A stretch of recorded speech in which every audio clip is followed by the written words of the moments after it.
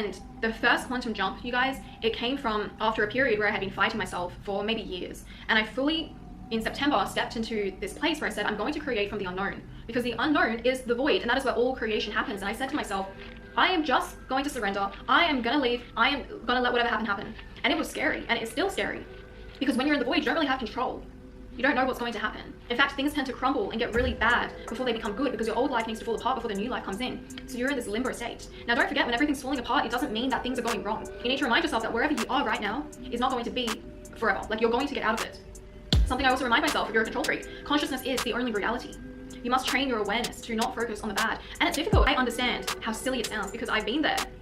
But it's true. The first thing you need to do is try to get a grasp on your mental state, especially if you are somebody who has mental illness. We need to do everything possible to stabilize your mental health. And that starts with number one, you have to get a therapist who you don't want to be anymore. You actually need to get so fucking fed up with yourself. I was fed up with myself. And you know why it was difficult for me to make this quantum leap? It was because I already had this damn life that I dreamed of. So I didn't actually feel any urgency to change. And I decided to take this huge leap where I was going to let go, and I was going to embrace the fact that I might be starting from zero again. And part of me was so afraid of that. It means giving up your identity. I had to give up my identity. You need to get clear on your new identity. And you need to start to show up as this person. And you need to learn how to regulate your state, because your state is always going to want to take you back to the past.